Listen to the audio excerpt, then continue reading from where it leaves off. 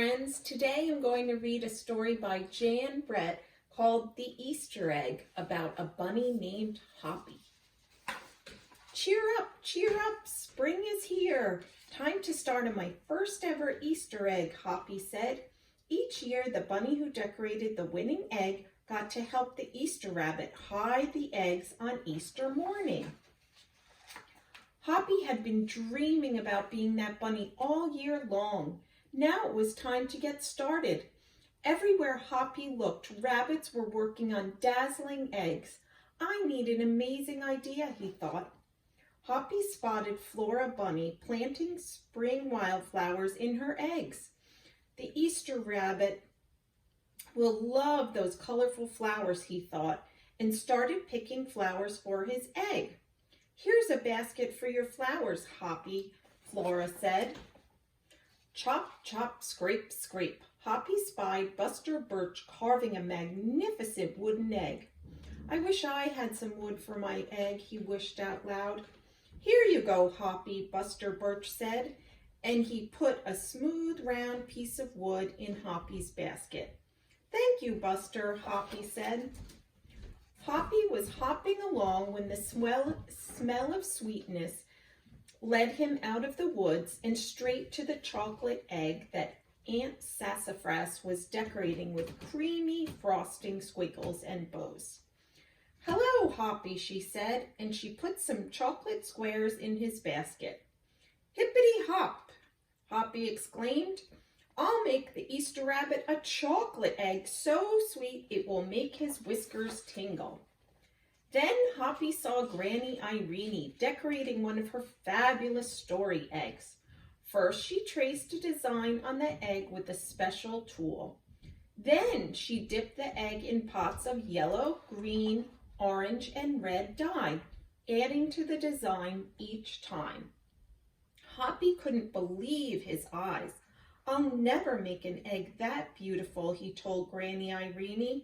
She smiled. Try, she said, giving him one of her special tools. Hoppy was hopping by Hans van der Rabbit's garden when he spotted an extraordinary egg. Hans was painting a portrait of the Easter rabbit so real that he looked alive. Fantastic, Hoppy exclaimed. Thank you, Hoppy, Hans said. Why don't you make a painting on your egg? He gave Hoppy pots of paint and a fine brush. As Hoppy bounced along, a loud boing nearly knocked him off his feet. It was a whirling, twirling mechanical egg. Whoa, Hoppy said, that's an unusual egg. Would you like to make one? Roberto asked. Hoppy tried hard, but the harder he tried, the more parts and pieces piled up around him. Thank you, Roberto, he sighed, but I think I better make the egg that is right for me. Hoppy hopped back to the woods and lay down under a tall tree to think. Making a beautiful egg is harder than I imagined, he thought. I guess I don't have to win. I just want to make an egg I am proud of. Suddenly the woods rang with the squawking of birds sounding an alarm. Mother Robin swooped down, calling wildly, as if she couldn't decide where to go. An egg had tumbled out of Mother Robin's nest. Inside the perfect blue egg was a baby robin that needed its mother to keep it warm until it hatched. Hoppy knew what he had to do. He sat down carefully and covered the blue egg with his soft, warm fur. I'll take care of you the best I can, he whispered.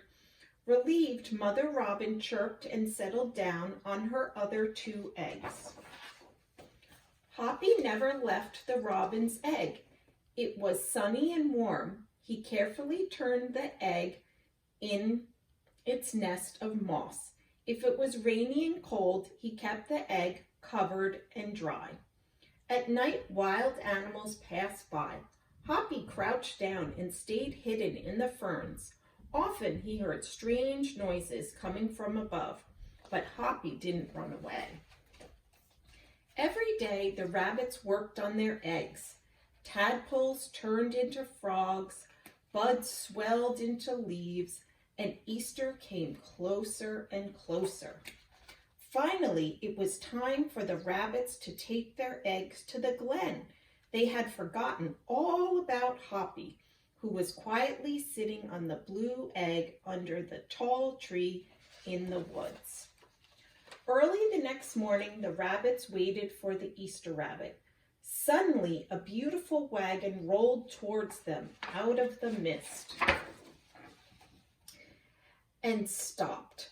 The Easter bunny stepped down from the wagon and admired the decorated eggs one by one. "You have brought me the most beautiful egg in the world, but a very special one is not here," he told them. The rabbits were puzzled. Whose egg could it be?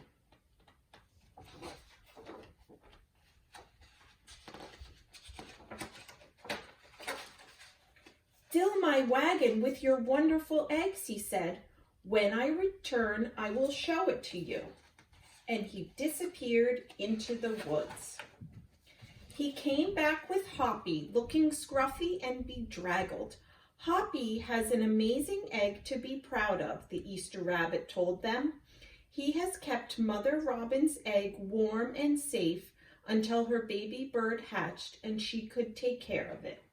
The Easter rabbit placed the empty blue shell in the place of honor atop the wagon. Now they were ready to go. The rabbits cheered for the egg that had surprised them all.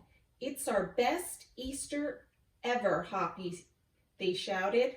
Then the brave little bunny and the Easter rabbit rode off together to hide the eggs for girls and boys to find on Easter morning.